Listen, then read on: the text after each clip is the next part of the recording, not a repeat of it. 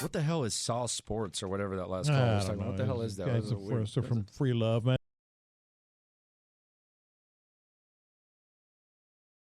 What's the motherfucking deal, man? Welcome to Sauce Sports. No, y'all haven't seen this look in quite some time. You know, if you've been on the channel, y'all like, what is this? Where am I right now? We got a gentleman from the round getting down with us this evening. The man himself. Who we got joining us tonight, man? Well, you actually crowned me Mr. Sauce Sports TV, so it's your boy Hector Flores. Obviously, you guys can follow me on Twitter with at Nino Flores 15, as well as on Instagram at HFlow15. But this is something that we should probably have done a long time now. But better late than never is something that I always like to live by. So I definitely think that we're gonna have a really good discussion today. Oh, absolutely, absolutely. Asmel can't find any bacon. That's actually good for you. You don't need to be eating that goddamn bacon, Asmel. That shit gonna fuck you up. Gonna give you heart disease or some shit. Yeah, it's crazy, man. People are losing their minds, and so I guess that kind of ties into what we're going to be discussing tonight, and which is a variety of things. We're going to talk Astros. We're going to talk Dynamo. We're going to talk Rockets, and just kind of some of the collegiate activities slightly, just in how everything's kind of being impacted by this situation. But aside from that, we're going to talk about things that have been going on with those franchises because they've been neglected. Hector's been doing a great job, man. Like I say, holding down the Dynamo, holding down the Astros, and keeping that conversation going. But like you said, it's just kind of time to really get things in order to be much more consistent. So like I was saying on the main sauce, we follow the main sauce. The plan is kind of Monday, Wednesday, Friday, more of the Texans football talk or whatever until if they ever cancel the NFL. Then Tuesdays and Thursdays or whenever Hector's available, we will try to like I said, get into the other conversation. If Rockets conversation is available, we'll talk that. And if not, there may be some days we alternate between the sauce and the Discord, live games, well, there's fucking no live games. I can't even I'm fucking pissed off because now I said we was gonna do the XFL. Now there's no XFL. Can't even talk about that in the Discord. So we'll figure it all out as things goes. The Corona, that Corona has got everybody. But let's let's get into it, man. So of all the stuff that just basically happened, because yesterday, the NBA season got canceled. Everybody's like, okay, well, it got postponed. The dirty Frenchman, Rudy Gobert, he's over there infecting everybody, touching all on their stuff. Some reports came out he was touching on everything and doing all that. What's so much worse about it is that he made a joke. Yeah. And then next thing you know, he gets diagnosed with coronavirus, and I'm just like, karma's a bitch. I mean, I don't want to, that's obviously it's terrible that he's going through this, and it's not exactly something to be joking about, but it is kind of ironic that it happens to be the person that ended up making a big joke in a press conference. Oh, I'm probably gonna fuck around again. I've been cracking jokes about the corona all this fucking time. I know my luck. I'm gonna get the Go Bears. But shout out to Wise, Eric Villa, Asmel 335. What's the motherfucking deal? Oh, you ain't seen it yet. I forgot 335 that I had. I told you I'd ordered some shirts. I forgot I ordered another one. Trill's gonna definitely have something to say about that shit. Jabari Mayo, what's the motherfucking deal? And everybody else who may just be chilling, if you're watching, hit that like button. We got 10 folks, 8 likes. Go ahead and tighten it up. But so that kind of triggered. I think the NBA, by them being proactive, kind of made everybody else have to sit here and say, well, damn, we don't want to look like dickheads and assholes. And we see that, we see a professional player getting it. And so everybody else kind of moved pretty swiftly. I would say I think it was it was kind of, I don't know if it was the NHL actually first, the college ranks, and I think MLB was shortly behind that. And then then you kind of hear that not only was some of the college games canceled or the college tournaments canceled, but then the major tournament is canceled. So no March Madness. That's going to be crazy. Jamal, what's the motherfucking deal, man? But of all the things that you heard today, of all the things that are being canceled, I mean, what shocked you the most, or what approach maybe just kind of surprised you the most when it came to all these major leagues deciding to either postpone or cancel, play?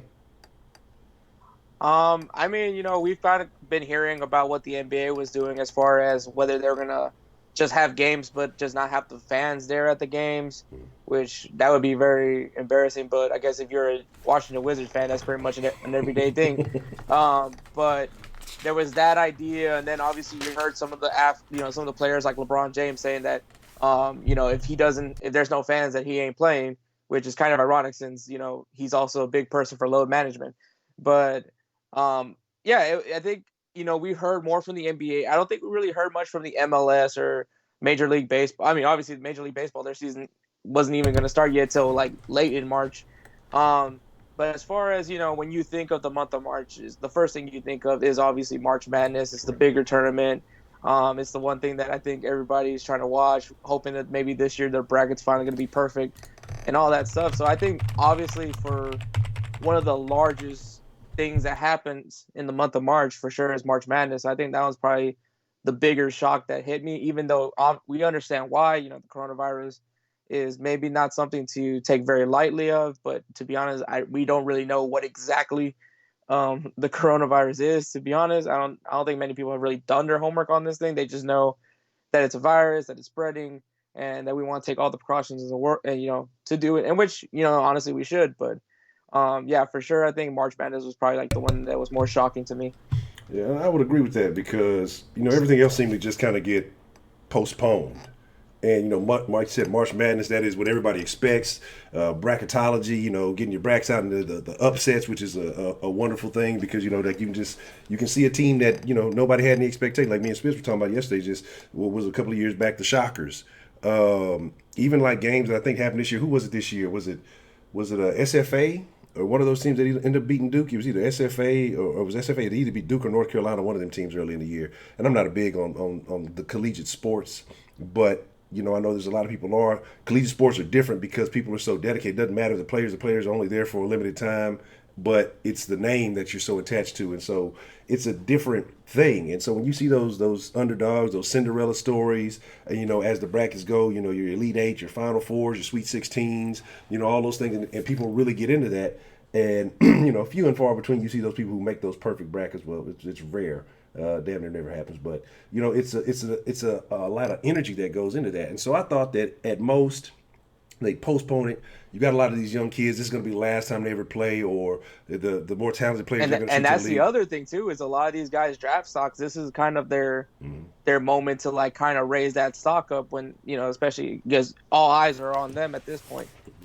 Yeah, and that's the crazy thing. So a lot of guys are gonna miss that opportunity. And I was thinking, they need to kind of, I guess it could work, could not work.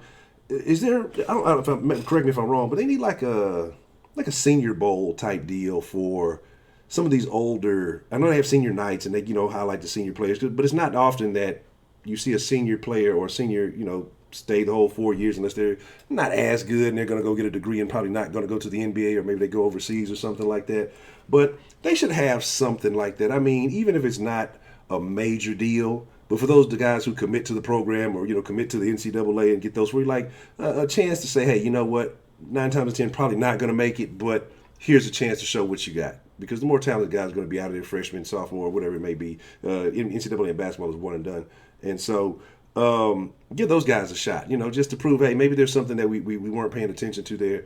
But now, again, these guys, it's nothing. Nobody gets to have that story. Nobody gets to have that moment in sports history. It's just not going to happen. And so I find that to be real unfortunate because, like I said, these guys are on contract. They don't have the careers, and it's it for them. And they probably were looking forward to this, especially if they played well. But I know somebody was saying that they should still release the field of 68, even though these teams that didn't make it, just for the sake of saying, hey, it's kind of like not an honorable mention, but not a consolation prize. What's the term I'm fucking looking for? But basically just saying, hey, well, at least you would have made the tournament had everything been in order. And I guess, you could have some kind of validation off of that, but not getting to play the games, not having that opportunity, it actually may be more of a sting than a benefit. So, that's real unfortunate. I mean, there's that, but then there's also those was it preliminary games? Those teams that are like deciding that 15 or 16 seeds. Mm-hmm. You know those games that I'm talking about, right? The ones before the tournament starts. Yeah. So I mean, that's kind of like an argument for that, but I guess you could also be like, hey, we could have been competing to get a spot in the tournament. Yeah. But. Yeah. I see somebody talking about. So should the with the XFL being Canada, and that has to be fucked for the XFL because that's their inaugural season, and then you fuck around and come in and get wiped out by the corona, and it sucks to be. And we're gonna get on to some of the more major, but I want to say this real quick, and it's fucked up because I was thinking about this actually a couple of days ago before this happened, because Houston in sports, other than 2017, I'm gonna say 94, 95. never with the fucking Texans. But you don't have too many years where something good was happening in a professional sport in Houston. And you had the Roughnecks, inaugural season of the XFL. They're undefeated, looking like the team to beat. And season fucking gets canceled. And that's in the inaugural year. So it's like they don't get to fucking... Houston just never gets a chance to win, you know, and I find that very unfortunate. Fucking Brian Peters just gets signed. He doesn't get to play. You got a couple other ex-Texans on there. So it's extremely unfortunate. That did make me a little sad. And I haven't even got a fucking chance to watch the XFL game. That's what I'm really pissed off about it. So, you know, there's that. But it is what it is, man. But let's kind of get into it, man. So we already talked about that, you know, some of the major sports. And so the Dynamo... Like I said, I'm not sure exactly the season it started, or is it about it's like a preseason type deal, or how does that work? So they were in week 2 of their regular season. Okay. So they already finished. They already went in 2 games deep into the season, and then obviously the coronavirus, MLS decides to suspend the season at least till I think for a few. I think they gave it 30 days, and then after that 30 days they'll reevaluate what's going on as far as the coronavirus goes. And then they'll see if they could go ahead and continue on with the season, maybe push those games into another day or something, which probably could mean that a lot of these teams will probably be playing, if they end up reinstating the league after those 30 days, that there's going to be more games where they're going to be playing like up to, you know, 3 games in the same week. So it could be looking like that for the MLS. Okay. Now, with the Dynamo, now you dropped a lot of videos, and for those of you who haven't watched them, to go back and watch the goddamn Dynamo videos. They're very informative. If you're not familiar with the Dynamo, Hector's very knowledgeable, not just about the Dynamo, but the game of soccer, and I've learned a lot. So what has happened is they've had some changes, and some of these things, and one of those changes was something that you mentioned in a way early video, and it actually came to fruition, and that's Ty Ramos. And where do you feel like, even though it's early on, it's only week 2, maybe some of the moves and things that happen in the offseason, like, do you feel like this is going to be a kind of I guess it would be a rebuilding year? Do you think that he's got them kind of trending in the right direction, or is it just kind of too early to really tell what's happening with the Dynamo right now? So off of the first 2 games, it's clear that there's still a lot of missing pieces with the team, and that kind of just goes to the lack of scouting from Matt Jordan's side, which obviously he's the general manager of the Dynamo. But you also know that this ownership group that we have here with Gabriel Brenner and Oscar De La Hoya, and a few other minor names that I really don't view as very heavily criticized because they're just minor owners, whereas the 2 main owners, which is the majority owner Gabriel Brenner, and then I guess the minority owner with the most stock would be Oscar De La Hoya, have just really not put much of an initiative into trying to go out there and make those big signings. And honestly, this past offseason where you have seen a lot of these MLS teams go out there and making big splashes on guys from the Mexican League, and obviously you saw LA Galaxy getting Chicharito, which is one of the biggest Mexican names as of right now when it comes to Mexico. And you just see all these moves that these teams are making, and the Dynamo, their best move was a 32-year-old Colombian that honestly his last season was coming off the bench. So, and they labeled that as their big signing, and that's kind of just not looking good for them. So it's not so much on Tab, it's just the fact that, you know, they need to give him the pieces that he needs to make this team successful. Obviously, you kind of have to give him time. You know, he wants to fix what's going on with Rio Grande Valley, use them a little bit more. For those who don't know, the Rio Grande Valley Toros are our minor league team in some way, and there's even been some hostility between Rio Grande Valley and the Dynamo because of the lack of utilization of their program. How does it?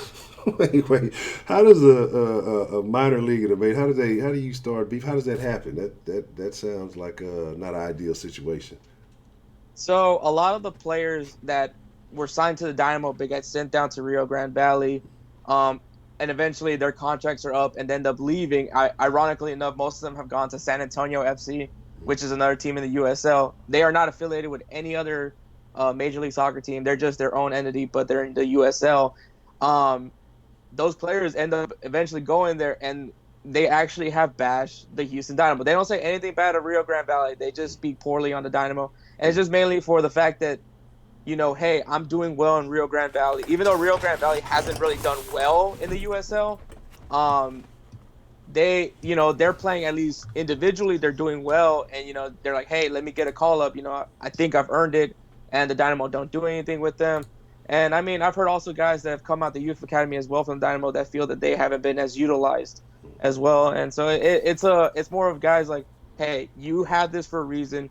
You're clearly your season's not going as great as you guys think with your senior players that you guys feel that should be your starters. You're not winning games. Give the guys that are doing well in Rio Grande Valley a shot, and they don't. And I think that's kind of a big problem with just the whole front office in general of just not utilizing what they have invested in, which was Rio Grande Valley. Okay.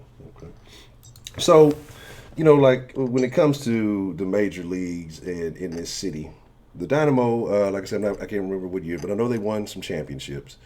But it seems, and again, you could say Houston's a football town, but I think you have a heavy Hispanic culture, and I know that generally tends to associate more so with the Major League Soccer. What do you think the Dynamo need to do maybe to get some of that crossover appeal? I know, James Harden kind of signed on a little bit, and he's done a little bit here and there, not very much. But what do you think they need to do to increase their recognition in the city? I mean, honestly, I think winning is going to be something that would draw attention because obviously if you have a winning team, for people that probably aren't aware of what's going on with them, like, oh, they're doing well, maybe let's go catch a game, you know what I mean? But I think the big problem is just that there's a lot of people that just don't care about Major League Soccer, even just soccer fans in general. To be honest with you, if there wasn't the Houston Dynamo, I probably wouldn't watch Major League Soccer anyways. To be frank, I just like everybody else, I do prefer La Liga. I mean, if you guys have known me well, you guys know Real Madrid's my favorite soccer team. But because of the Houston Dynamo, I did become, I do have some attachment to the team, and then obviously, then I started watching the MLS, and I see that this league is getting better and better each year. But obviously, they have the label of being the retirement league because they bring in these older players from Europe to like get attention, to get people to come to these games to go watch this older player that may not necessarily still have it, but gets people to come to the games. And honestly, to really please those fans, honestly, you have to go ahead and go out and get you maybe somebody near like 31 to like 33, someone that could probably still play, bring him in, bring in some big name player. Or the other route that I would honestly think is go ahead and get you a Mexican national team player. Get someone that's very well recognized in the Mexican community, because they will come to the games if there's a Mexican national team player currently playing. I mean, for people to watch the opener, and it was LA Galaxy, obviously Chicharito's there. We had a big crowd. Yes, it was majority Dynamo fans, but you also saw a lot of Mexican flags and Mexican jerseys, because obviously they're there to watch I think currently the leading goal scorer in Mexican national team history. So, I think the other two options is honestly sign a big name player from Europe, probably that's near the end of his career, or go get you, pretty much every other MLS team is doing, is get you a Mexican player that it has some notoriety and will get the fans to come to the games. Okay. And so I saw you'd made mention of something, well, not on the street, but prior to, that they did something for another team that you're quite fond of, not a professional team, but another team here in the city that the Dynamo showed some love to, with the screen. So how did that go about as far as that connection happening? So obviously, Texas Southern University has done a few football games with BVA Stadium, which is where the Dynamo play. And, honestly, a lot of the alumni would prefer for Texas Southern to have their football games in Durley Stadium. And obviously, Texas Southern has been getting ready to make some moves toward building up Durley Stadium to make it a stadium, so that way we can. And I mean, they did something really interesting in last year where they had the homecoming game there at Durley, but obviously still had the other games at BBVA, which is just showing them that we're going to do some things. Because, I mean, honestly, for homecoming, everybody's out there for the tailgate at TSU, and then it just seems kind of ridiculous having to get people in buses to roll down to, BBVA. So it just made sense for them. And but what the Dynamo ended up making, got a bigger screen for their Jumbotron. So because of that, they had obviously the older screen. So they actually donated that screen to Texas Southern University so they can use it at Durley Stadium. Okay. How do they move that? That's what I'm curious about. I have no idea. I'm sure they had sure involved like a lot of cranes and forklifts. So Yeah. Okay. So you said that it was week two of the Dynamo the MLS season. So how had the Dynamo kind of fared up to that point? I know you said that they were looking like they were missing some pieces, but what was kind of the situation up until that point?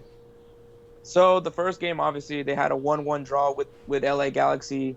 I think it was actually a pretty decent performance. They looked kind of shaky at the beginning, and then they got scored on by Pavone, who scored the first goal for LA. And then after that, you kind of saw the Dynamo kind of rediscipline and restructured themselves to kind of prevent from any more mistakes from happening. It also helped that LA Galaxy was just not using Chicharito right. He's not some guy that will create his own goals. He's just not that kind of player. But if you put him in the right place in the right time, he'll score you a ton of goals. So if LA Galaxy ends up fixing that, they'll surely eventually will be a very dangerous team. But the Dynamo did rally and then obviously eventually scored a goal. They had plenty of opportunities, but the problem is that they weren't putting them on target. They had plenty of shots. They just didn't put them in the right spot to take more advantage. Because honestly, if they had better accuracy with their shots, I think they would have had won this game. And then their second game, they actually got blown out 4-0, I believe, to Sporting KC. I don't know.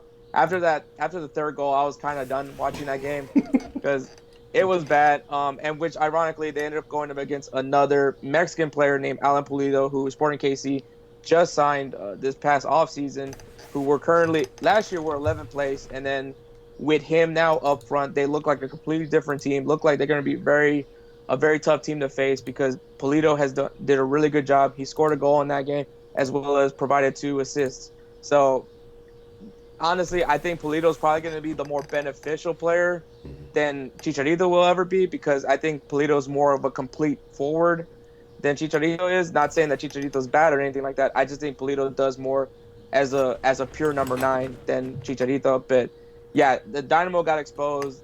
They had to defend so much that there was literally nobody available to really make a good push for an attack, and it clearly showed it. And that midfield is going to be that big problem for the Dynamo for the rest of the season. I just don't think they have the right midfield, at least the right players. And honestly, with the fact that Albert Felices still hasn't played a game yet, we won't really know how this team really looks. But even then, this guy is rumored to be leaving.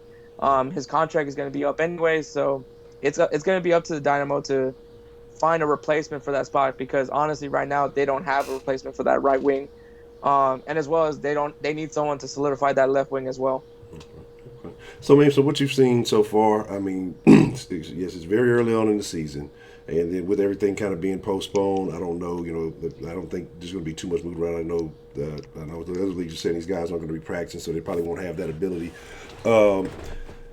What are your expectations, from what you saw, and do you think that this kind of, maybe this lapse in time, is that going to help or hurt them, if they do, like I say, continue the season out after everything's kind of the concerns have cleared up?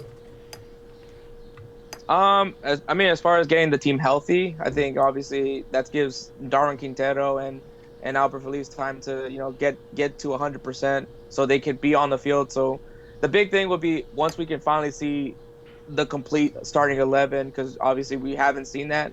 So once we see the full starting 11, see what they can really do, and really see what this team can do when we do bring in those guys from the benches as well. That's going to be when we can really evaluate this team. But as of right now, it just clearly shows that this team just doesn't have depth at all. Okay. All right. So I want to segue into something else, and this is a lot of stuff happened with this situation or with this team, kind of while I was away, and so I was kind of having to see a lot of things while I was on that vacation, and so I saw the new acquirings, I saw the new hirings, and we know some familiar names were let go. We're talking about the Astros. For those of you who don't know, of course you fucking know. And what's the saying? And we saw through the night that the flag was still there. So if you have an issue with the Astros, you're gonna complain about them cheating. Kiss my ass. Like, I don't really give a shit about that. If you ain't cheating, you ain't trying. And again, you saw them make it right back to the big game. Well, the series again last year and have no issues whatsoever. We're not implicated in any kind of cheating or any kind of enhancing or anything. So obviously the team is just talented. You still got to fucking hit that, but you still have to play the game. So, a little bit of a heads up, yeah, maybe, whatever. But you still have to execute. And execution is the key. So, like, I could give a fuck about, like, it's a lot of teams. Like I said, I'm not the most adept baseball guy ever, whatever. But I know a lot of Nationals motherfuckers. I know you got Yankees motherfuckers. I've seen some LA people just, really bitching about shit. But it's like you're making excuses for yourself. The Astros team is a damn good fucking team. You can use that to try to rely and make it say, well, if that would have happened, we'd have done. No, the fuck you wouldn't have. The outcome would have still been the same, I feel. You can't tarnish Altuve's character. Like, it's a lot of stuff people are trying to do, and they I've seen other people been booing. I know they've had threats and all these things going on. But, man, look, it's Houston versus everybody. And I think the Astros are the embodiment of that right now because they actually have something to prove compared to everybody else in this, aside from the Roughnecks, but compared to everybody else in this city who's just kind of trying to find their way. The Astros have been there. They've done it. They were that close to doing it again. And so, it's to the point where I think they want to prove something this season as far as we got rid of the pieces that y'all said were tainted. We got rid of the guys you said were, getting rid of Luno and Hinch, yeah, thank you.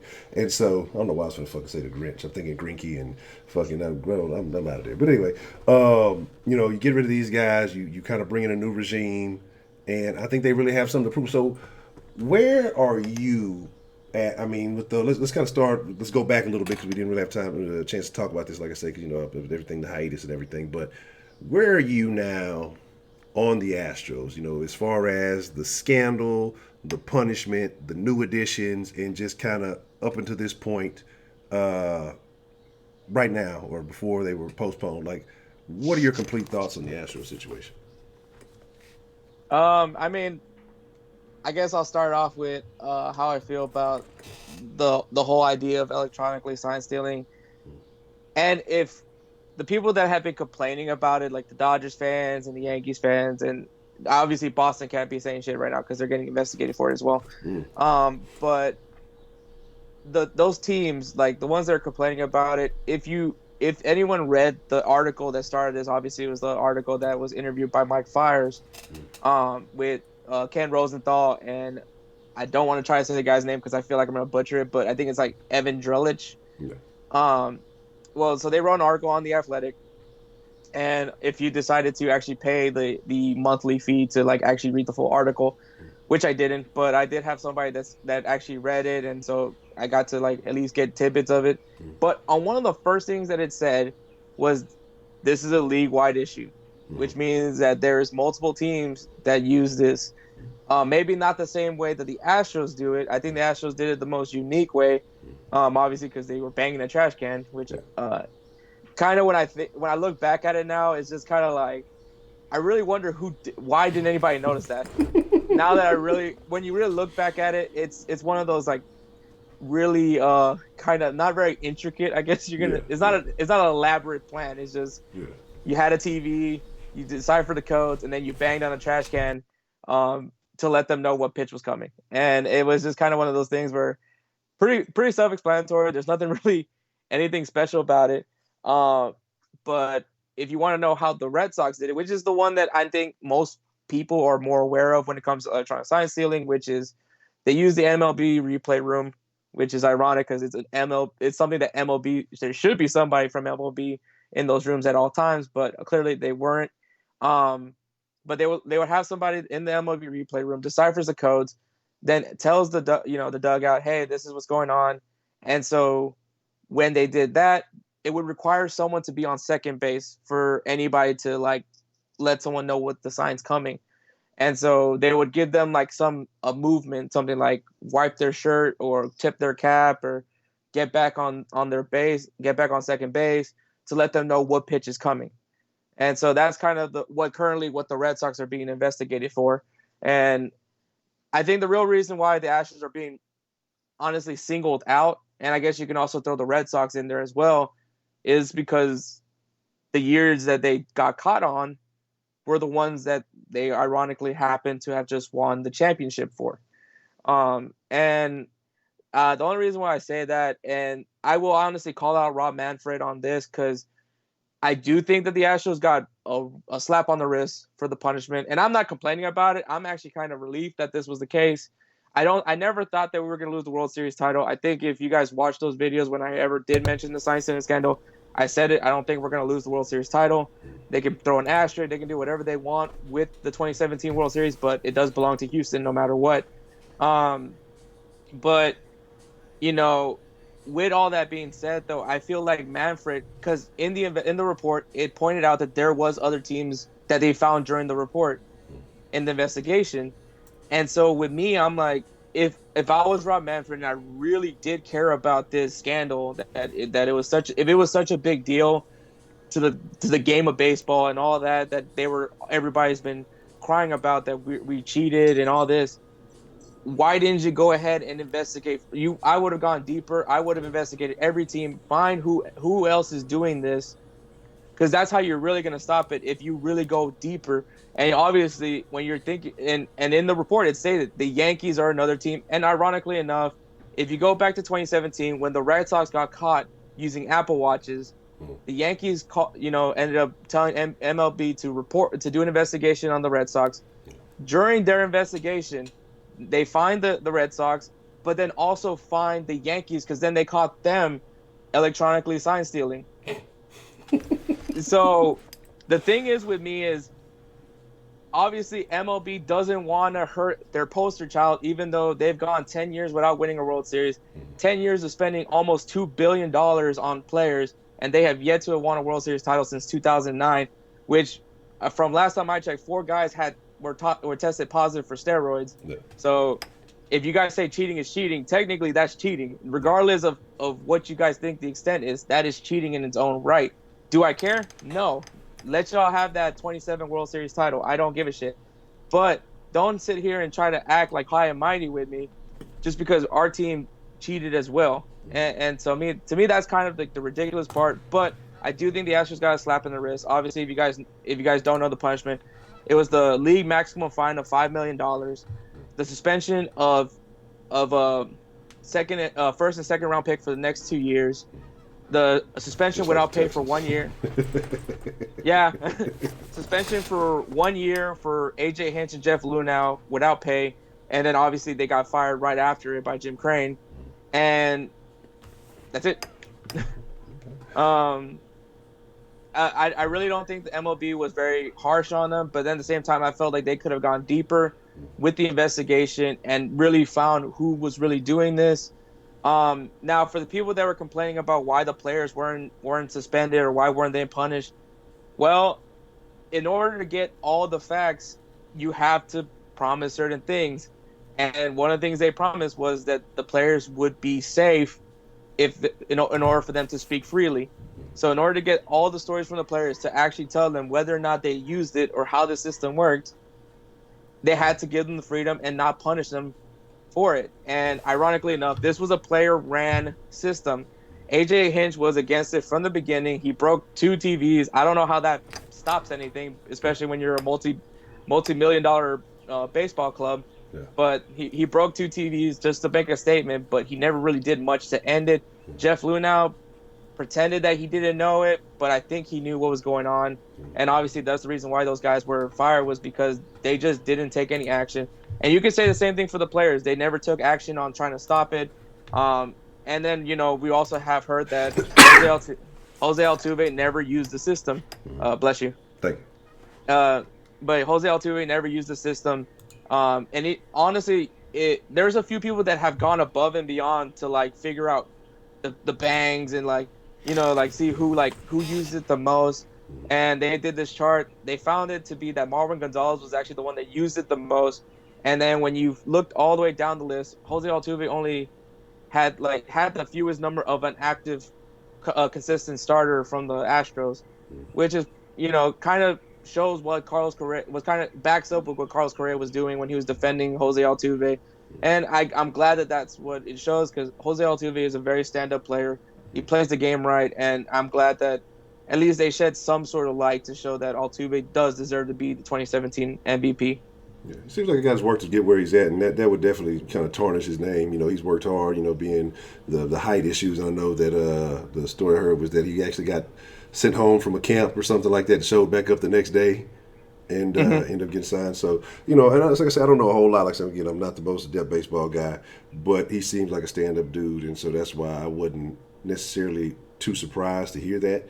But like I said, the facts again. I'm glad that they cleared him. So, kind of where we are now. So now it's a new regime out here. It's a new. I want to bring up one more thing that I thought just because I wanted to just want to say it. So Jim Crane's press conference. Oh. I will say this. That was a PR shit show. Yeah. If you're gonna apologize, just apologize. If that's what you're really trying to do with that press conference, then just apologize. But if honestly, like I said in the little group chat that we have with Wink and them, I'm ready to embrace the villain role at this point. Like the Yankees suck as villains because they can't win a World Series, so we might as well be the villains at this point. Especially with all the money they've wasted. But the thing was with me, and obviously I sent you some of my talking points for this. I had two routes that Jim Crane could have gone when it came to it, and I think that if he was going to apologize, he had to do it fully and honestly, legitimately admit that the Astros cheated, because for some reason he had a rough time just saying cheated. Yeah. So a reporter did ask him, "Did you guys cheat?" And then his reply was, which was very sarcastically, and I really admired it, was, "Well, we didn't follow the rules." And then obviously the most well-known quote from him was when he said that this didn't impact the game in any way. And then when someone asked him, "How did you think that this didn't impact the game?" And then he replied, "When did I say that?" So it was pretty bad. It happened, but yeah, if I honestly say if he was gonna do the apologetic route, go ahead and admit that they cheated. Go ahead and say what happened, state your regret, and that this is never gonna happen under your watch ever again, even though it did happen. And then I would do a little bit something further. It's gonna be somewhat petty, but just to really, because I if I'm gonna get in trouble, I might as well at this point take everybody down with me, especially after everybody has talked so much crap, especially Cody Bellinger. He went from a guy that I've really admired to now I just can't stand his face. And one of the things that I would want Jim Crane to have done if he had done the apologetic route, and this isn't something that I fully condone or I thought would be a smart move, but if he was going to be full apologetic, would have been to suspend the 2017 Houston Astros for the season. And the reason why I say that is then I would want him to come out with a snarky remark afterwards and say, "I hope my colleagues in the rest of the league follow my action." And there's a lot of, and the reason why I say that is because then you really see who really cares about this sign stealing scandal. And and then there is some very noteworthy players that are obviously no longer in Astros uniform from 2017, like Dallas Keuchel from now playing with the Chicago White Sox, Will Harris, who just went over to the Washington Nationals, and of course Mike Fiers. And then let me just add one more, and that's Charlie Morton from Tampa Bay. Now that's if I really wanted to go full on petty and if I wanted to apologize. That's only if I want to apologize. So if anybody's freaking out that I said that, it's only if I really want to be apologetic, and I really don't. The other route was unapologetic route, and that route, honestly, I would have not even held a press conference. I would have just let it be.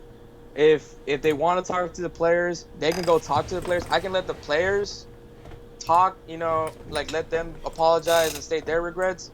But as Jim Crane, what's done is done. You saw the report. You saw who got punished and who didn't. You saw me fire Jim Crane. You saw me fire AJ Hinch. That's all you need from me at this point. Yeah. How old is Crane?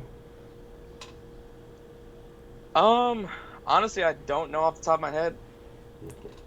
Just wonder.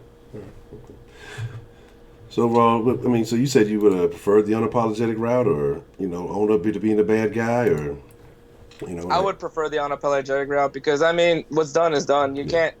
The rest of the league is just crying over spilled milk. This happened in correct, 2017. We're already in 2020, which it doesn't look like we're gonna have baseball going on for a while. yeah, But at this point, there's nothing to do. And I mean, we ended up losing our general manager, who, I praised him very highly, and I think a lot of people do for a lot of the moves that he makes. And but I think we did a great decision. They made a great move by getting James Click.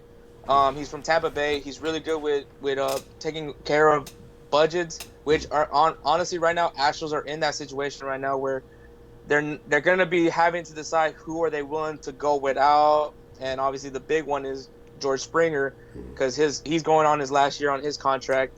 So the big question will be like, what do they do as far as would they take that risk of going over their budget and paying that luxury tax, or are they going to start trying to maneuver some things so that way they can keep George Springer for the long haul?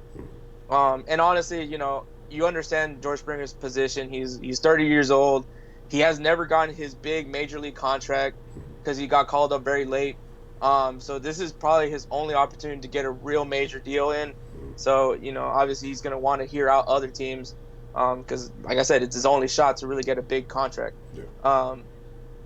But I think with James Click, I think he comes from a very good system in Tampa Bay. So I do like him.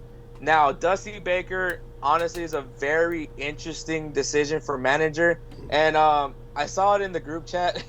And this is just me being a baseball snob. It's not anything against y'all. But my biggest pet peeve is calling a baseball manager a head coach. I just don't like it. It sounds weird to me. I can't do it. And it triggers. It's a trigger word. Like, honestly, it's such a trigger word. Yeah, I feel you.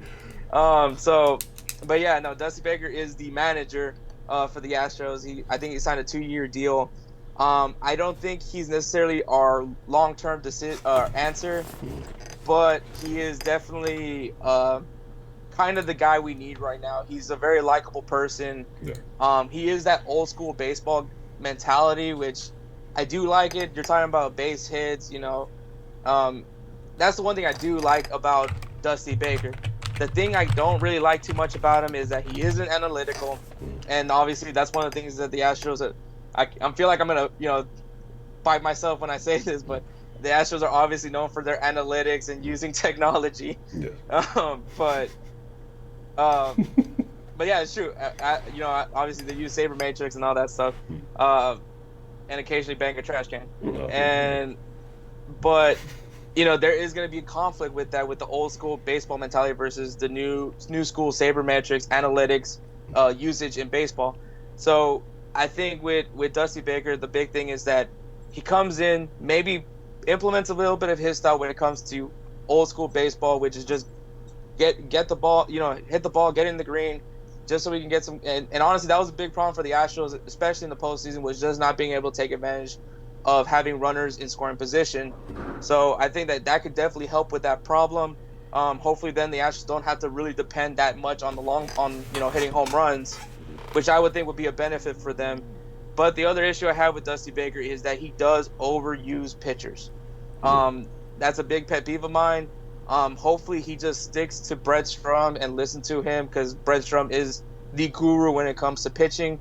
He's a highly respected pitching coach, and I think as long as he takes word of all the advice that he gets from Brett Strum, I think he'll be fine. So I think that if he does those things, I think we'll do really well. And plus, he's been known to have winning seasons, and he's actually been known to pretty much year before the team that he gets there, he usually gives them a better record. And I don't know how you do better than 107 wins, but I mean, he has a track record of winning. So I think with the players that he has, though, I think we have a good shot at least going back into the postseason and really get this revenge tour going. Okay. So now you mentioned Strum and the pitching guru, and this is kind of off track a little bit. So I've heard that Babyface Cole is not playing up to expectations right now. What are your thoughts on that? So Okay, so Honcho, I definitely don't hate baseball teams. Yeah. I think probably the only one I don't really like is the Anaheim Angels, Yeah. which is kind of weird because they do have my favorite player now in Anthony Rendon, but we'll see how that goes for me. Yeah. But there's some players that I do like from the Angels, but the Yankees, the big problem with the Yankees, and especially now that they have lost Luis Severino for the season. Stanton got hurt. Go figure for that one. Especially that little snarky remark he made about, oh, if I knew what was coming, I'd have 80 home runs. And I'm like, I don't know how that's happening because you get hurt every year. Um, Aaron Judge might be out. Well, now we don't know because obviously we don't know when the season will start. But these guys were already getting issues with injuries. But Severino's definitely a big injury because obviously he's one of your starting pitchers. Garrett Cole, I mean, he looks Garrett Cole-ish. I mean, he still looks pretty decent. He's gonna have a few bad games. The big issue with me would be the Yankees are just gonna have to let Garrett Cole do what he does, and obviously is doing everything that he learned from the Astros. If you remember, Garrett Cole was a decent pitcher when he came from Pittsburgh.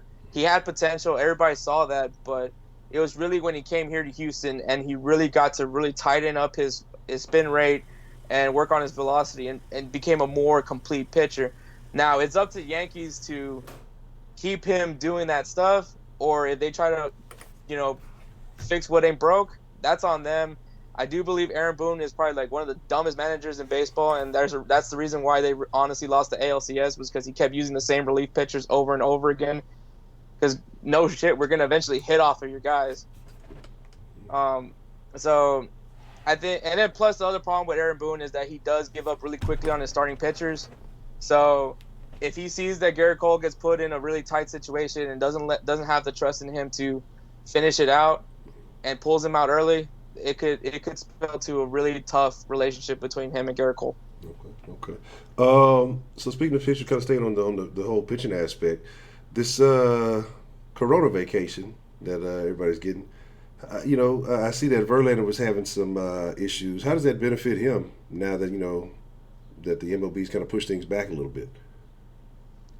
Yeah, I mean, obviously you give him more time to be healthy, but I mean, from what I've seen him, like, obviously when I go to Minute Maid and to go work with the Astros, obviously I see every once in a while I see Lance McCullers rehabbing, and I like from what I was seeing, his throwing motion was very solid, and I think his pitches got even nastier since. I mean, he's really looks really good. I think as long as he can he's a very on and off pitcher. Like, he'll have his bad games and his good games just like anybody else does, but I think. Especially right now with Lance McCullers, I think he's very verbal. I don't know if you guys have noticed him on Twitter, but he's been very vocal about defending his guys and all that. Yeah. But I think McCullers is definitely going to be that cheeky guy on the team. That's the guy you want to have on your side because he will have your back in a fight. Yeah. So I think McCullers is ready because he's got that chip on the shoulder just as much as everybody else on this team. And I think that's the other thing about this the 2020 Astros is that these guys are done apologizing. They're done with all that stuff. They're ready to come in and show what's, like Josh Reddick said, like, at this point, we just got to go ahead and win the whole thing. Yeah, and shut everybody up. And I think that, if you go in and you win it all at this point, but like I say, with a new regime in there and everything else that you got going on, then there is no asterisks. There's nothing that you can say. They deserve. You win one, you go to another one, then you win another one. A year or so after that.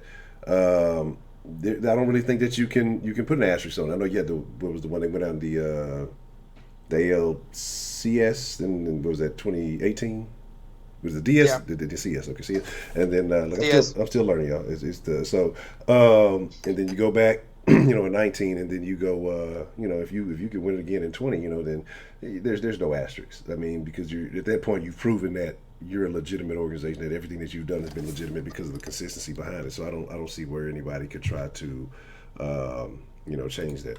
So, like I say, just kind of looking at that and everything that's going on with the new additions now, and they have a chip on their shoulder and they have everything that's going on with them. I know it's really early. The games haven't started yet. But if you were to make a projection and you were to just make an assumption, like, do you feel that this year's Astros team is on par with the Astros teams of the last, 3 or 4 years? I mean, it's still basic. It's the same core. I mean, when you look at the main core of the guys, obviously you're talking about Jose Altuve, Carlos Correa, Alex Bregman, George Springer. That's the main core. Obviously, you still have Justin Verlander as your ace. The big question, obviously, Justin Verlander did get announced that he had a slight injury, which could help right now, especially gives him more time to get better. But we won't know how long he'll be back. Some people are projecting him till May. Um, but I mean, I think we have also the prospects to at least fill a role. Because I mean, if you don't remember last year, there was a time when majority of our starters were out. Yeah. And we had to rely on our guys from the minor league system, and they stepped up big. They still won games for us.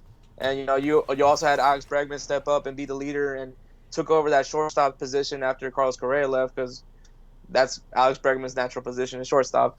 But I will say, I think this team is right now, they're just ready to be gritty. I think they have the players in place. I think, even though I was kind of thinking that Josh Reddick would actually have been traded, but honestly, a lot of factors could have probably came into the fact that the Astros didn't make many moves, and that could also be the fact that a lot of teams weren't sure about what was going on as far as the investigation was going, and then plus probably some teams were just not comfortable, if they ended up trading for a player that eventually was going to get suspended. So I think that now the Astros, they still have the right players. I think you're gonna have to be asking a lot from certain players as far as hitting. You want to see Josh Reddick get better. He's in the final year of his contract. He could be looked at as a trade piece come the trade deadline. Does Carlos Correa stay healthy? And I do think if Carlos Correa can stay healthy, we'll finally be able to solidify him an extension. Which is something, it's crazy to think that Alex Bregman gets an extension way before Correa does, and Correa got called up before him. But that just shows what kind of player Alex Bregman is. But I think if these guys could come in and step up and stay healthy, that's probably the big one. And this pitching rotation can go ahead and do their thing. I think that this team can look very solid, win their division. Their division isn't that difficult, to be honest. Yes, the Rangers got better with Corey Kluber, but that's basically their upgrade. They didn't upgrade their outfield. They didn't upgrade certain things that they needed. And in baseball, it isn't a sport where they can get away with just having one upgrade doesn't solidify your season. Obviously, you still have a whole team. And so the Rangers are still going to have their problems. The Angels, even though they look really nasty as a batting lineup, their pitching still has flaws. So that's another problem that they're gonna have. They could probably hit a lot of runs, but the issue would probably be that they're giving up just as many runs as they're hitting. So that's going to be an issue for the Angels. Oakland is going to be the one that I'm going to be the most concerned of, because they do look good. They did bring in some solid additions, but they can also choke at any moment, because that's Oakland's MO. And then you have the Seattle Mariners that, honestly, this year they're rebuilding. They're getting ready to eventually work their way up for a dynasty like the Astros, kind of building through prospects and just trading to get prospects is pretty much going to be their thing, at least for the next, probably this season and next year. But right now, the Astros are in position to win their division as long as they stay healthy and they do what they do best, which is well-disciplined hitting and solid pitching. So I think the Astros have a good shot at least winning. I'll end up. I know I'm not gonna throw 100 wins, but that's just because of I'm superstitious. So I'm just gonna say 97 wins. I'll take the over 97.5. Okay. So if it's one name, if you were to throw out one name this year of a prospect, younger player that Astros fans should keep their eyes on, who would that be?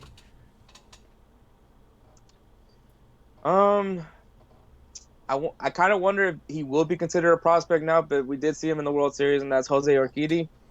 I think he's going to be the name to definitely look at. He's going to step up. I think he has the number 4 starting spot in the bank. There was no question for him, so no one was really worried about him.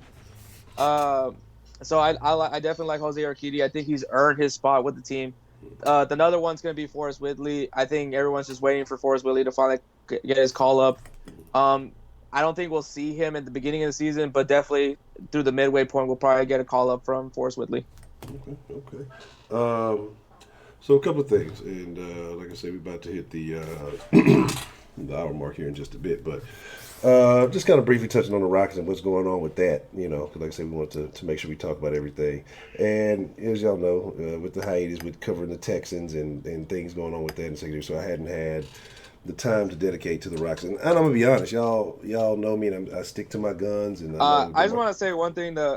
Maximum Overdrive. Now that Yordan Alvarez is actually playing on the team, he's no longer a prospect since he's now part of the Astros team. Yeah. So do you expect big things from Yordan this year? Yeah, of course. I do think it's weird that we're using him at a DH. It's so young. Usually the DH spot is for a guy that can rake, and obviously he can. But it's usually someone that's maybe not necessarily you can use on the field, which is he is an outfielder, and I would actually I'll throw a mark my motherfucking words on this one. Do not be shocked if Yordan Alvarez gets trained to be a first baseman. Okay. I got you on that one. Yordan on first. Okay. But like I'm saying, just with the Rockets, man, and y'all know me, man. I know DeMarcus been talking, and a lot of you additional Rockets fans. You know, Hector's a Lakers fan, so we're not even gonna say anything about what's happening with the Lakers. But actually, I do want to ask you something. Now that we mentioned, because you being a Lakers fan, this is probably a much more powerful thing to you. What was your reaction to the Kobe Bryant, the death of Kobe Bryant when it happened? Damn. So I will say, the first game back after Kobe's passing, it was actually a very emotional day, even at the Rockets organization. Obviously, I don't think Kobe's death is not just a Lakers thing; it's also an NBA thing. This guy, for a lot of people, especially my generation, he was my Michael Jordan. I didn't get to be honest, Honcho. My memory of Michael Jordan was when he was at the Wizards, so that's not a good Michael Jordan. Yeah, no. I mean, obviously, I know Michael Jordan is the GOAT. You know, everybody knows that. But Kobe, I know that lately the conversation has been MJ versus LeBron. But I mean, there's videos of just comparing almost similar highlight reels that are similar to MJ versus Kobe. And so when you look at that, you know, that was my generation's Michael Jordan. You know, I think nobody here when you throw a piece of trash to a trash can, you don't. Which is kind of funny how I'm bringing back trash cans into this discussion. But, you know, you throw a piece of trash into a trash can, you yell out Kobe. You don't yell out anybody else. Yeah. I mean, occasionally I'll say Barry O just when I try to do my impersonation of Barack Obama. But yeah. Kobe. But yeah, Barry O. But yeah, no, most of the time you shout out Kobe. But no, Kobe had a very great legacy as a Laker, and obviously with NBA. But the other things that he did as well, and obviously he was massively known around the world. Obviously, he was clearly a big soccer fan, and even the soccer community took a big hit from that loss. And then I think most people will remember him as a father, and obviously a father to 3 beautiful girls, and unfortunately. That was the thing that hit me the most from the passing was the fact that Gianna was also in that helicopter. But, you know, hopefully he was able to at least have that final moment with her before, you know, things happened. Yeah, that's a tough thing to think about. It's a tough thing to imagine, man, you know, especially when it comes to the kids. You know, and I didn't want to get too all poignant, but I was just thinking about, you know, being the Lakers. Like I said, because there was just so much that happened with these teams when I was going. Let me see, Capella got traded whenever I was away. I was actually kind of happy to see that. Like I said, I think a lot of people were. Yeah, Capella, I think a lot of people were. I'll tell you, I was done with Capella when he put the little blonde shit in his head. Like when he did that, that's when I was like, I'm done with this dude. Like I got nothing for him. Gets a massive contract and decides to get a highlight. Yeah, that's it's fucking ridiculous. So you know when that happened, and again you start seeing things open up, and like it seemed like almost as soon as Capella's traded, Russell starts going off. And as those of you know, again, I'm not changing my stance because, as y'all can tell from even with Texans talk and everything, if I feel something something has to be proven to me for me to think otherwise. I'm still not on the Russell Westbrook train. Yes, he's been playing great. He's been excelling. He's been doing good. I'm not on the Russell Westbrook train until I see him do something in the playoffs that takes the Rockets to the next level. And like I say, that's going to happen. You're gonna be waiting for a while now. Yeah, so and that's my thing. So until then, I'm not buying the Russell Westbrook hype because at this point it's like I have to see what does he do that makes him the upgrade over Chris Paul. And I know you can say whatever you want to say about Chris Paul, but the Rockets were right there with Chris Paul. So the going and getting him, you have to show me where does he take the Rockets to the next level at this point. Then I'll be like, okay, the Russell Westbrook hype is good. Now I like his aggressiveness. I like the fact that he talks shit. He's vocal. You know, he expresses himself. He gets a shit ton of texts, and that's not always the best thing. But in any other case, that would be my type of player. But because I hated Russell Westbrook as a Thunder, it's hard for me, even if you come to my side, it's hard for me to just switch my opinion on something. So it's like, it has to be done in the playoffs. But with this delay and everything that's going on, I'm curious about how it's going to impact. I'm curious about how, guys are going to mesh and how things are going to work out. But, maybe these guys could use the rest. I know James Harden is a high usage guy. So this may actually come out, beneficial. But then this allows a lot of teams to get healthy. And I think that things are going to play out a little bit differently than the way that they have been. This allows some of these Warriors guys to get back healthy and get back in the conversation. So I think it's going to be, they're eliminated from playoffs, if I'm not mistaken. They were first team statistically eliminated. But they can still play some games and upset a couple of people, which could have an impact on the standing. So I think that's going to be interesting to see how that all plays out. But I don't just have a whole lot on it. Like I say, it's crazy that the whole everything so far, but the NFL, unless something has happened since we've been having this conversation, everything has gotten canceled. Like I say, the NCAA tournament was still the biggest thing to me. And every other major sport, maybe because it's early in the season, or even basketball's midway, almost to the last quarter of the season or so. And I mean, the other thing to mention, obviously, I think the Olympics is this year. Yeah, and they were talking about so if things keep going the way it is, we might be talking about not having the Olympics, which that's worldwide right there. Yeah, that's major. Can you imagine training 4 years for something and then for it to not happen? And I mean, that's your bread and butter. Basically, that's your time to shine. And I saw something they said about the president trying to talk him into pushing it back. Isn't it in China this year or something like that? Trying to push it back, but that would fuck everything up. That's not how it works. That's not the way the system is for the Olympics. So it's going to be interesting to see how all this stuff plays out, man. Like to when you get to the point where you can look back at everything and be like, damn, this is how this was impacting, this is how that was impacting. It's going to be very interesting to see what the final outcome of everything is ultimately going to be. And I think, do you think whoever wins this, and like I said, I know the Lakers are dominating right now. They're playing very well. What's funny? So one of the Rockets events, I don't know if you've been keeping up with like some of the side events that the Rockets like to do, and one of the things is their dog walk, which is a ticket package, which is going to be very interesting trying to cover that for certain people that obviously chose one of the later games. But when we were talking about it, obviously we were making jokes about the coronavirus because that's what we do as human beings. But I remember we were talking about like, man, what if they cancel the league? And I think as of right now, I don't know if there's any other team, but as of right now, I think the Lakers are the only team that actually clinched a playoff berth. Yeah. I could be wrong on that one, but at the time it was only the Lakers, and so like I was talking about like, man, imagine all the owners were like sitting in a room right now discussing of what would be the action plan, and the Lakers organization they're like, well, we'll just whoever clinched the playoff spot, they're the NBA champions, and then you just see Tillman Fertitta just looking at him like, wouldn't that beat you? And you're just like, well, oh really? I could see that going over too smoothly. That would definitely, I think it would be a damn fight in the motherfucking in that room. But that's the thing. Yeah. So I know you don't.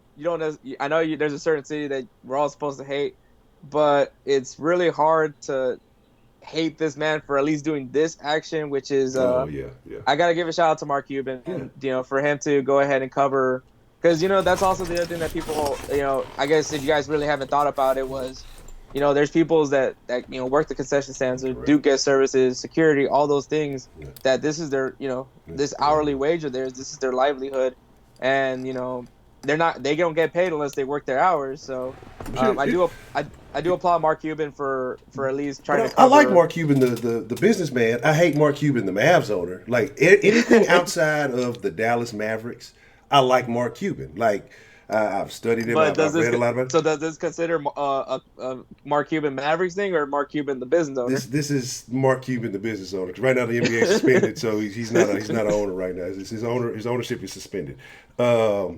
And so, yeah, the whole Giannis, they don't even want to get in the fucking Giannis. I know Giannis and Harden had some words back and forth. I know the little All-Star situation and things like that. But Harden wasn't lying with what he said. Shit, I mean, if you fucking 7 foot, you can't shoot for shit.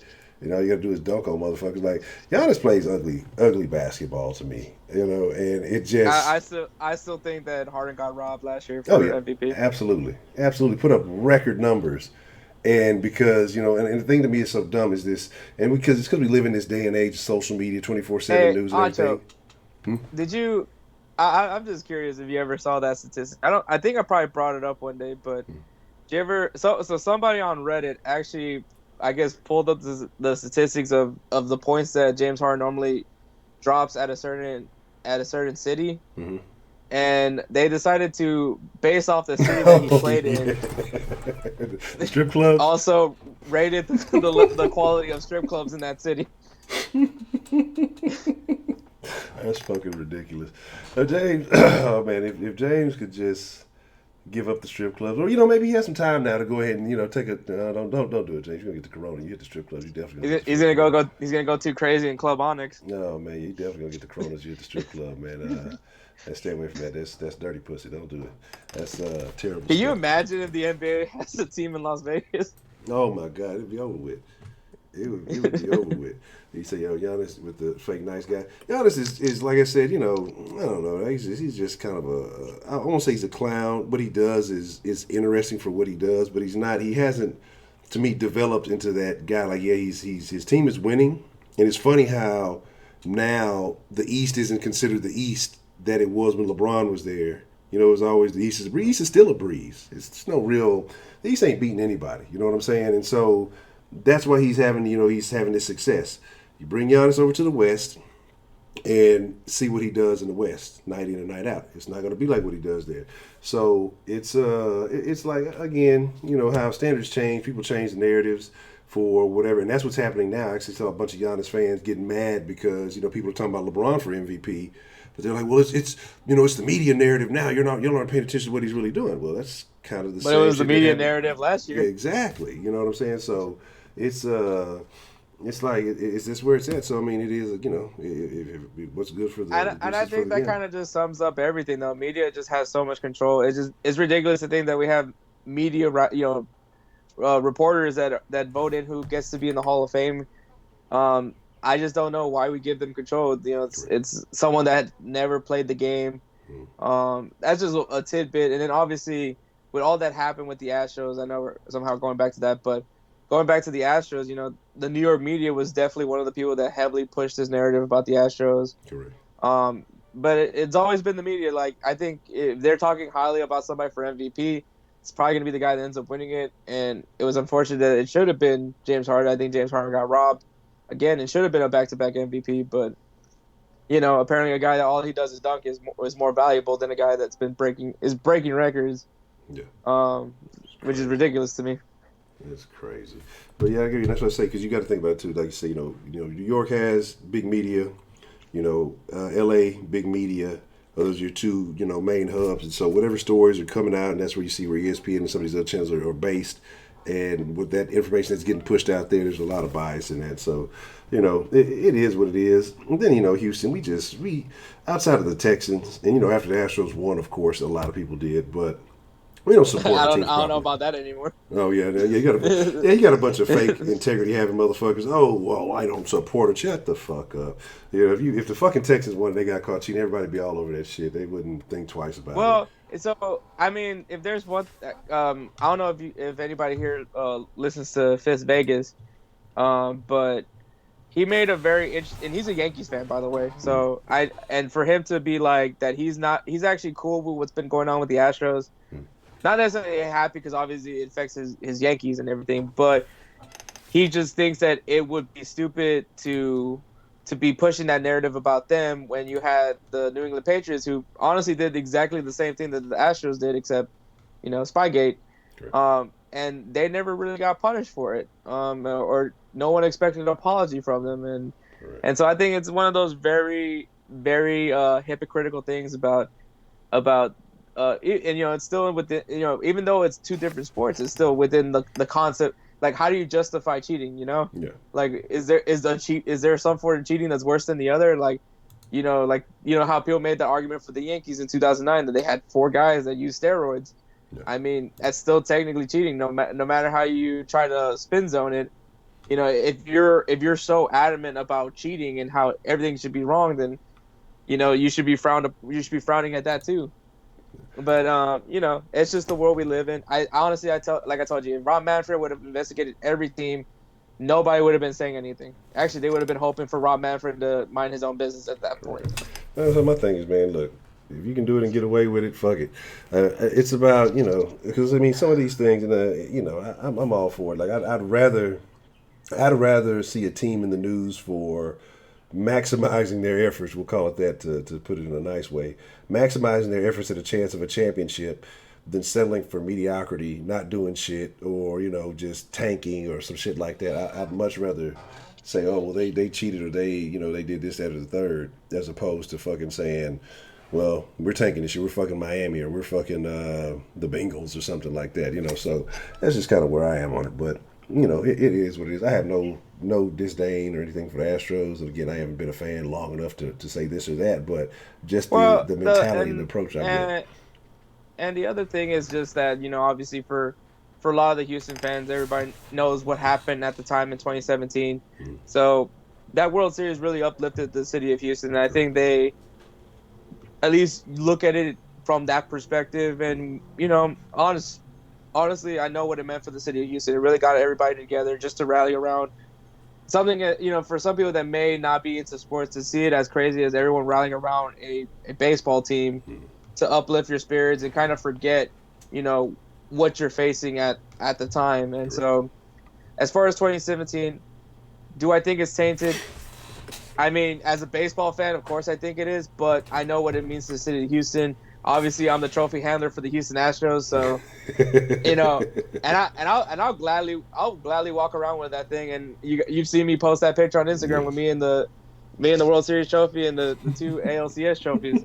Shoot, I'm actually getting a ring for the ALCS for 2019. So, I won't be rocking it because honestly, I don't like the idea of rocking a ALCS trophy. I'd rather have, ALCS ring. I'd rather have the World Series ring. But, no, I mean, aside from that, though, that World Series meant so much for the city of Houston, and that's where I say it's not tainted. Yeah. But as a baseball fan, it's pretty tainted. But my thing is, shit, yeah, thank God for the Astros, because the fucking Texans and Rockets, they'll make you turn back. They make you rather face the bullshit than watch some of the shit they have going on sometimes. You want to believe, and then you're like, fuck, you get let down. But I will say 2019 did at least shed some light from some Astros fans, in my opinion. Mm-hmm. As far as, obviously people wanting AJ Hinch to get fired for taking out Zach Greinke for Will Harris. Oh, yeah. I think I don't really want to relive that, but looking back at it, I do think that pulling Zach Greinke was a smart choice. I didn't agree with who he brought in, but it wasn't because I thought Will Harris was a bad pitcher.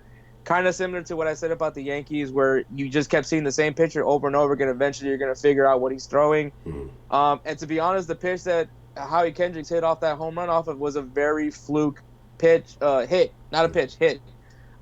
was in a weird, awkward location. It was something that he normally strikes out at. And so it was one of those things where I'm just like, every dog gets his day. And that was that moment for Howie Kendrick. And, it hit the foul pole. So, it's crazy to think that all those what ifs, but I didn't agree with Will Harris just because it was a guy that they saw frequently. You're going into their meat of their batting order. I didn't like that situation. For me, at that moment, I would have actually brought in Jose Urquidy, had him go in, pitch 2 innings, and then have it finish up with Garrett Cole to close it. Obviously, if we're in a situation where we're winning the game, if we were still tied, I'd probably go in and throw maybe Will Harris or Chris Davinsky, somebody.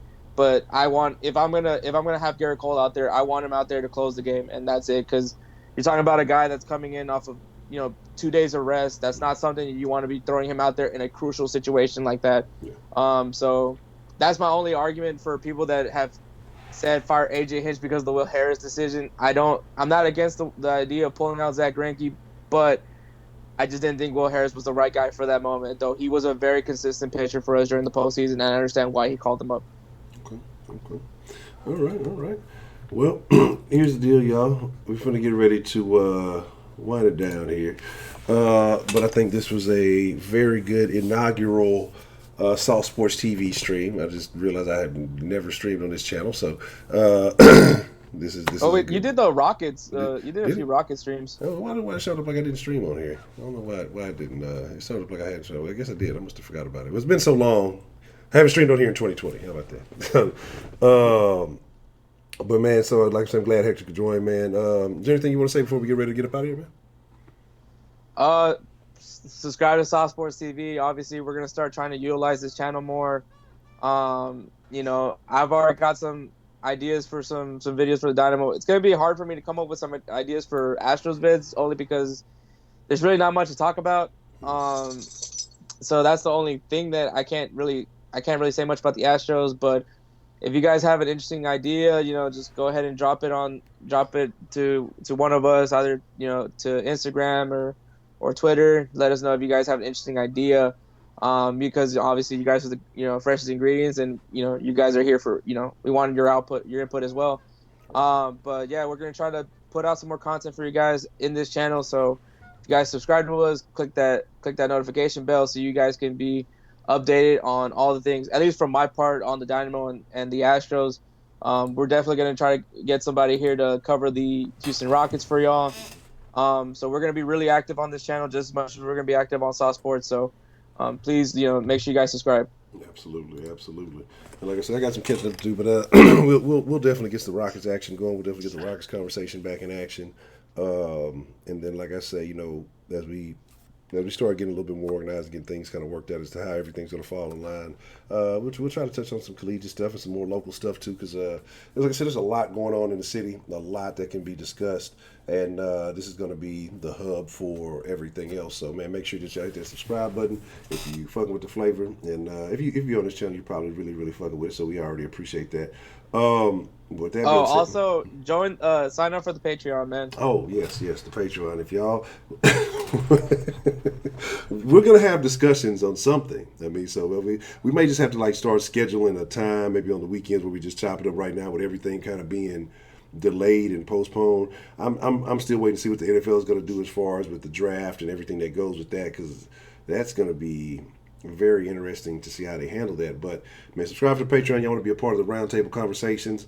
What we'll probably do, and I'll probably shout out to the Roundtable probably tomorrow. We'll sit and talk about it and just figure out maybe like a scheduled time where we do have those conversations. And I know sometimes randomly throughout the day we do have them.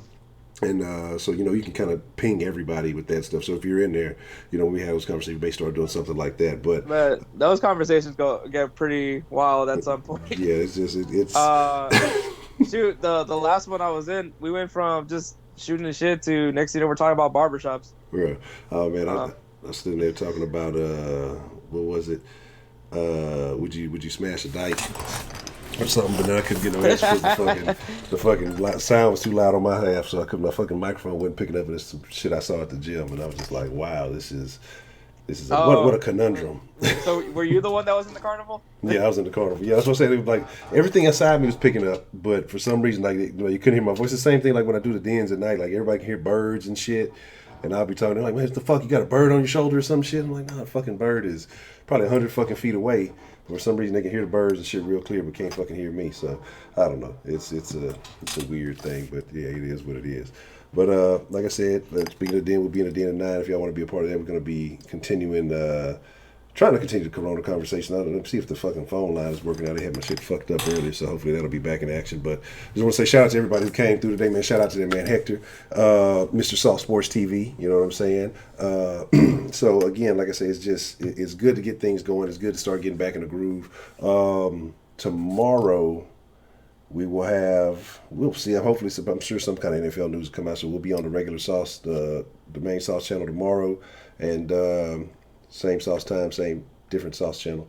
And like I say, man, hey, most of all, I just appreciate y'all being here. Y'all the freshest motherfucking ingredients in the world. I'm gonna chunk up a deuce. Y'all be cool like y'all be cool, but most of all, y'all stay saucy, man. And we are out. Perfect.